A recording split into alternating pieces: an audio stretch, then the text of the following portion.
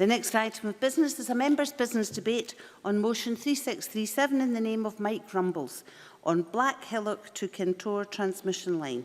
This debate will be concluded without any questions being put, and I would ask those who wish to speak in the debate to press the request to speak buttons now, please. And I call on Mike Rumbles to open the debate. Around 7 minutes, please, Mr Rumbles. Thank you, Deputy Presiding Officer. Well, following a very contentious debate this afternoon, we now have what I hope will be a very consensual one, and that's maybe why it's not so popular in the chamber. Could I start by thanking my Liberal Democrat colleagues for allowing me to take only the second members' debate this year, which has been allocated by the Business Bureau to the Liberal Democrats. We only get 3 debates a year, and I do appreciate the fact that colleagues have recognised the importance of this debate to the people of the north east of the country. I'd also like to thank parliamentary colleagues from across the chamber who have indicated their support for my motion, which we're debating tonight. I particularly wanted to raise the issue of Scottish and Southern Energy's proposed Blackhillock to Kintore transmission line, which would cause, if implemented in the way they were planning, so much environmental damage to Aberdeenshire's beautiful and unique landscape, especially around Benaghy. There are several Aberdeenshire residents in the public gallery today who would have been badly affected by this proposal had it gone ahead in its proposed form, not least from enterprises such as at Inch Airfield, which lay directly in the path of these proposed huge 165-feet pylons.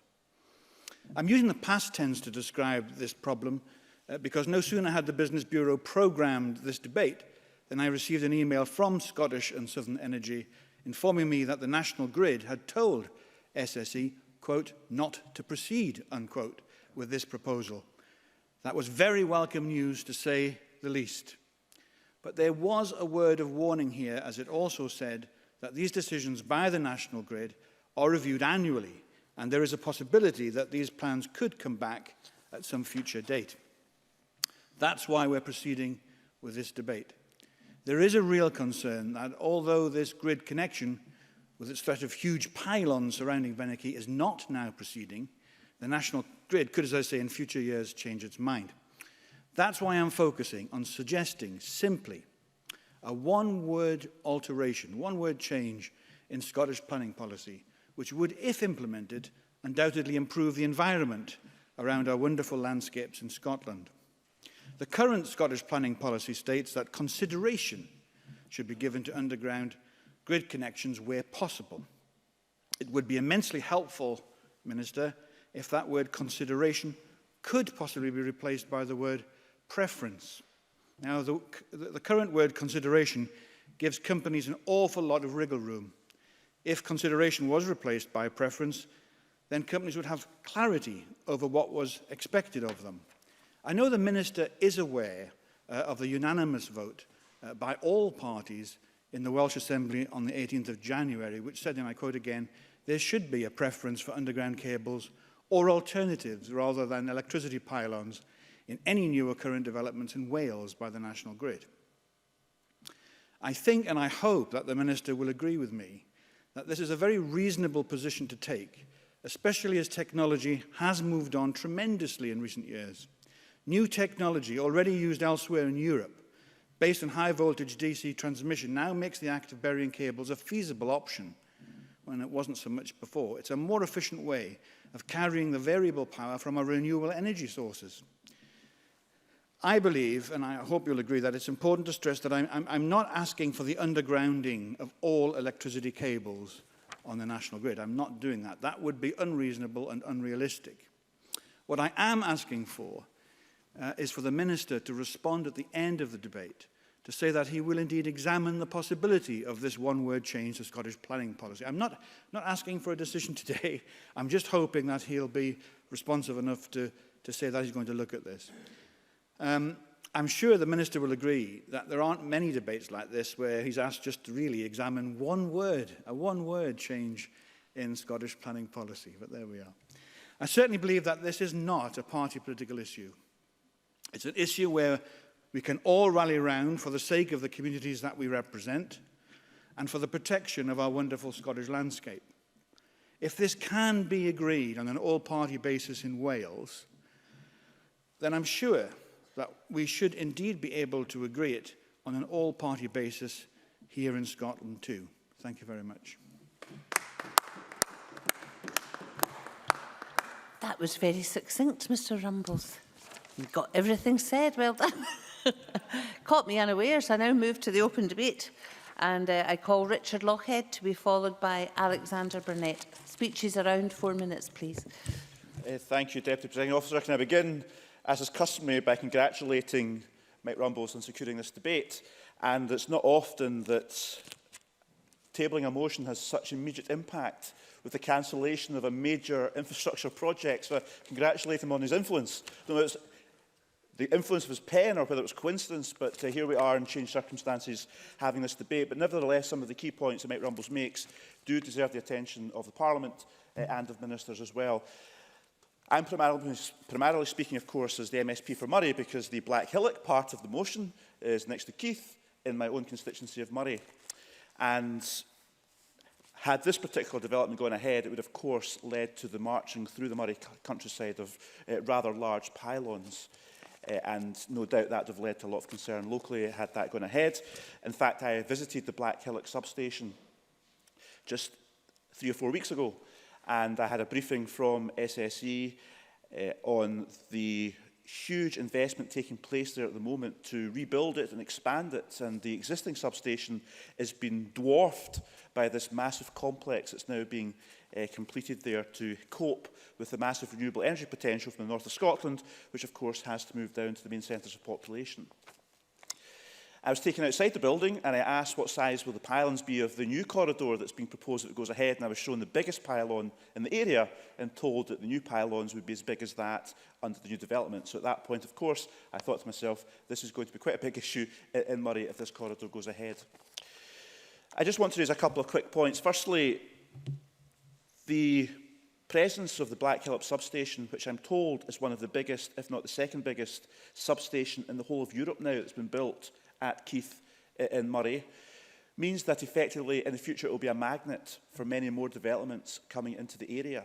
And because we now have the Blackhillock substation, it means any infrastructure that's going to be built will no doubt head towards the substation as it makes its way further south to Kintore or elsewhere in the future. Already some significant developments are taking place that are leading to infrastructure being put in place, from the Caithness route coming down to Murray, also from the Beatrice offshore wind project, which is substantial, coming undersea, landing at Port Gordon and coming to Blackhillock before the electricity is then taken south. The Dornell wind farm also is potentially being extended. That will lead to even more electricity coming to the substation from that new wind development near Dufton. So that means that Murray potentially is going to host a lot more developments in the future. And I asked the Minister, in light of the concerns raised by Mike Rumbles, which are pertinent to all of our areas that are affected by these developments in terms of the role of underground cabling and other factors, how we can ensure they're properly taken into account and addressed. Because I know my constituents at the moment with existing developments, such as the Dornell wind farm, those constituents living in the Dufton and Drumure areas, some of those who are directly affected by the new infrastructure, overground infrastructure, are very, very concerned about the impact on the scenery, on their own properties and visual impact for their own areas. So we have to look at that. And I also just want to make the point about the community benefit. Community benefit has traditionally been seen as something that should be delivered by the generators and where the actual energy developments are taking place as opposed to the infrastructure. But now we have a particular area of Scotland that's going to be subjected potentially to a lot more infrastructure as opposed to just energy developments themselves. How can community benefit be taken into account for those communities and not just those that live near wind developments or other renewable energy developments? So I think all these issues have to be looked at in more detail for the future. And I thank Mike Rumbles for raising those issues today, and I hope the Minister is able to reflect on some of the issues raised in this important debate. I call Alexander Burnett to be followed by Rhoda Grant. Thank you, Deputy Presiding Officer. And can I first refer to my register of interest and in particular my involvement in renewable energy. I'm also particularly pleased to have co-sponsored the motion today and like to thank Mike Rumbles for the opportunity to speak in support of protecting one of our most valued natural assets in Aberdeenshire, namely Benahee. As my wife was born in the foothills, namely Inch Hospital, and brought up at Pitodry House, I have to declare a further personal interest in seeing its protection. So little did I know, as we ascended the snowy summit the other weekend, in what was probably inappropriate footwear given the icy conditions and a 7-year-old in tow, that the threat of the pylons was about to subside, and some may think have rendered this debate redundant.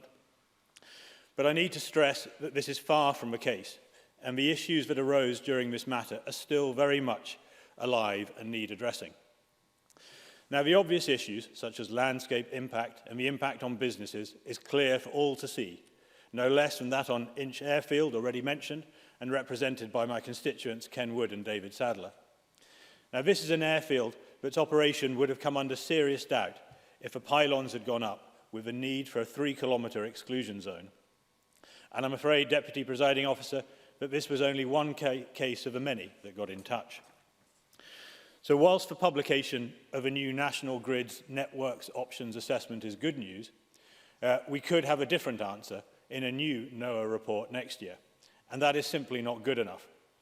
So surely, with the investment, jobs and concerns of constituents all on the line, there should be more certainty and transparency to such a process.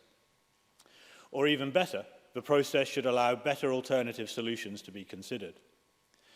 So these alternatives are not new and come in the form of transmission by direct current, which allows the burying of cabling, a technique already working well for HVDC cables in the rest of the UK and wider Europe. It enables less network losses, resilience against weather, has less impact on the natural environment, and is considered better for renewable energy production. In the late 1970s, we used to bury large gas pipes with short lifespans for gas transmission. So why is it unacceptable to ask that smaller cables with unlimited lifespans have the same treatment? To speak more broadly about transmissions, it is also clear that we are falling behind in our ability to keep pace with the rest of the world. China, in 2010, introduced ultra-high voltage direct currents, a step up from HDVC, and recent examples carry 20 times the capacity of Bewley-Denny, and recent contracts would see the equivalent of 3 Blackhillock projects travelling from Edinburgh to Istanbul.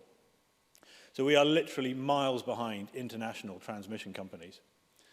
So to conclude, I would hope that whilst the threat of Benahi may have gone for now, the wider questions remain and require further investigation, not just to protect our landscapes, but also deliver our energy needs as efficiently as possible. Thank you. I call on Rhoda Grant to be followed by Liam Kerr. Can I also congratulate Mike Rumbles on securing this debate and indeed the success of the campaign that the motion relates to. That said, it's good to have the wider debate on the issue, although this appears to have been solved for the meantime. There's agreement that to underground the line around Benahi, but there will be other areas, of course, that might require similar consideration and indeed of power lines that aren't yet in planning. But let's be clear that each site needs to be considered on its own merit, as undergrounding is not always a panacea. It has its own risks. While it might be aesthetically pleasing, it might not be environmentally sound, it might disturb natural heritage, and you can't, because you can't underground a cable without some serious disruption to the land. And it's not just the cable that needs to be undergrounded, it's the insulation, and that requires a reasonably wide trench. So if there are sensitive habitats in the area, it could be damaged or destroyed. Different soil types shouldn't be disturbed because of carbon release and therefore might not be suitable for undergrounding either. And the same with areas where there's archaeology that could be easily damaged. And where those situations arise, it might be much better to put the cable overground where it can be removed if different technologies come forward with a better solution. And cost also needs to be considered because we all pay for distribution networks in our electricity bills, and those of us here tonight may be able to afford that, but a lot of our constituents live in fuel poverty and can't afford the additional cost. Therefore, we must consider each case on its own merit and make sure that the solution that's found is sustainable both financially, aesthetically and environmentally. Therefore, preference might not be a better balance to consideration as is in the current planning guidelines. However, it's clear that undergrounding is not even being considered unless there's a public outcry at the moment, and therefore the balance and guidance is not right at the minute, and it does need review to make sure that the right vehicle for transmission is put in place at any one time. If I may, Presiding Officer, maybe push the boundaries of the debate a little and look at the costs of transmission cabling as well. And myself and others have been pushing for interconnectors from the Northern and Western Isles to the mainland for some time, but delays have led to increasing prices. I now understand that underwater cables may need to be buried as well, so it's not a preference with underwater, it looks like it may become a requirement. In some areas, this is sensible where trawling and dredging could disturb the cable, but where there's no risk of disturbance, surely it's less damaging to anchor it to the seabed, because burying it would displace large areas of the seabed and indeed the natural habitat that it provides, because we know very little about the conditions at depth, and therefore it would be precautionary. We should be precautionary about what we do there. Therefore, I would ask that those proposals be examined to see if they're indeed fit for purpose. And this, of course, increases the cost of interconnectors, a cost that's already prohibitively high. Ministers were working with UK colleagues to look for a solution, but I've heard very little progress about what the outcome of such meetings, indeed if there is any progress being made, and I would hope that the Minister could update the Parliament on that sometime in the near future. In closing, Presiding Officer, I want to congratulate Mike Rumbles again on securing the debate and allowing us to debate that and indeed the wider implications of the issue.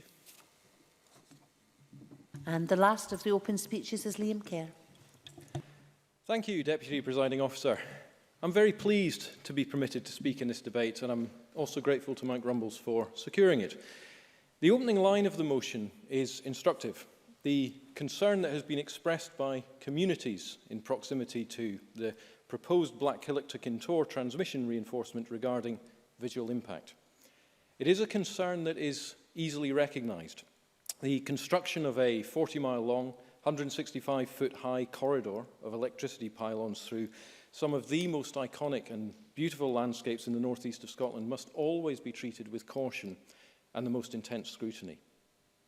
It might be hard for people from out with the region to understand what an iconic site the Benachie Range actually is, towering over a predominantly flat, rolling agricultural landscape visible from miles around. And the view from the Mithertap is one that draws thousands of visitors every year. It is Scotland at its finest.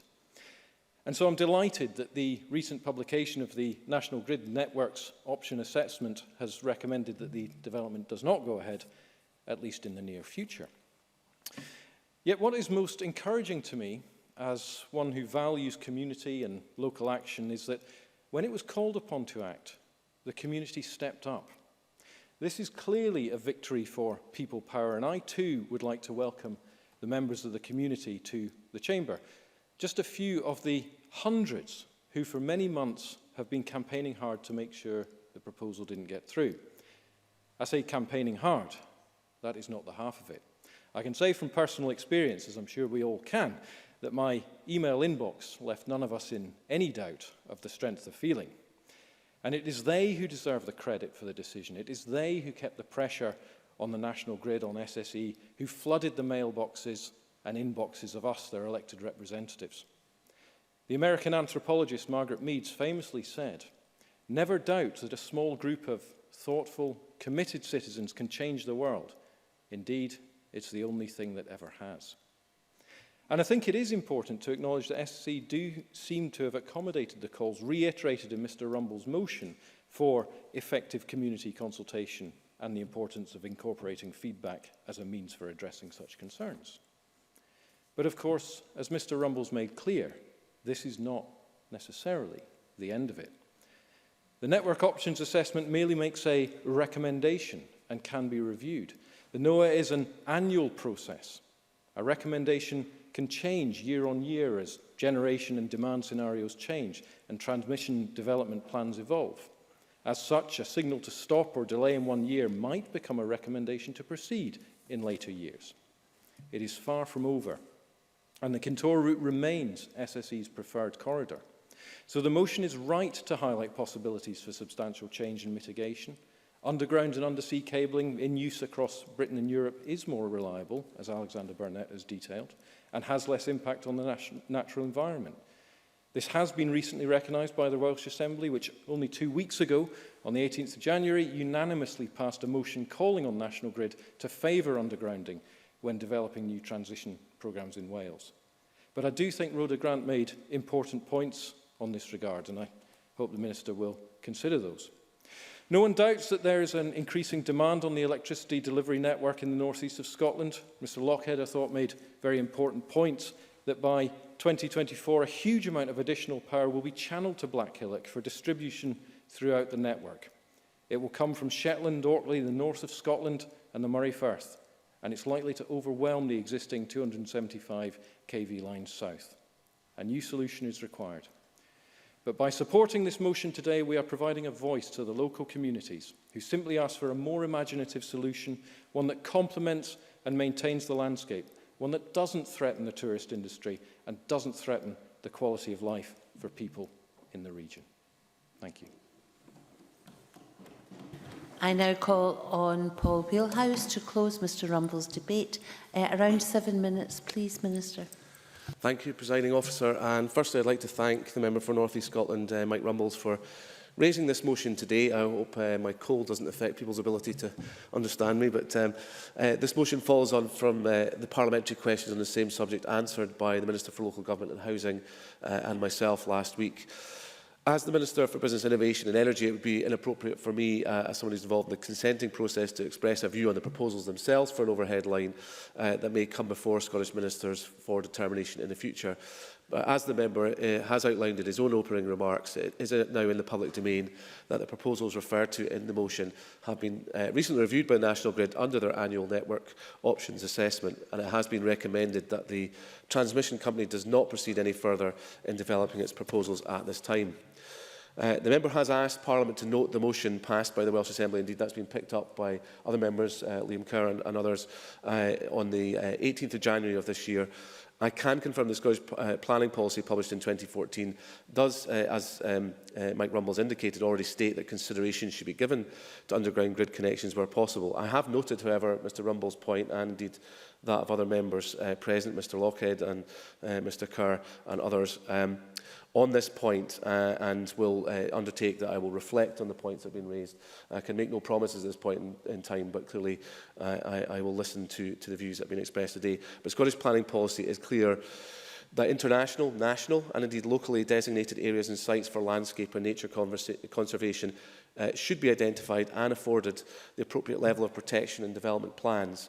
Rhoda Grant made very fair points, I thought, in relation to undergrounding and impacts on archaeology and natural heritage, and it is obviously something that has to be taken into account in terms of the process. So for national designations, the policy states development that affects a national park, national scenic area, site of special scientific interest or a national nature reserve should only be permitted where the objectives of designation and the overall integrity of the area will not be compromised, or any significant adverse effects on the qualities for which the area has been designated are clearly outweighed by social, environmental or economic benefits of national importance. Now, I do appreciate a lot comes down to semantics about language and interpretation, but I want to reassure members that at least is protection in there to prevent unacceptable damage. Our National Planning Framework, NPF3, identifies high voltage electricity transmission network as a national development. And this means it's vital to meeting our ambitious targets for renewable electricity generation, tackling climate change and basically just keeping the lights on in terms of energy security. But the design and construction of network infrastructure is the responsibility of the network owners, Scottish and Southern Electricity Networks and Scottish Power Energy Networks.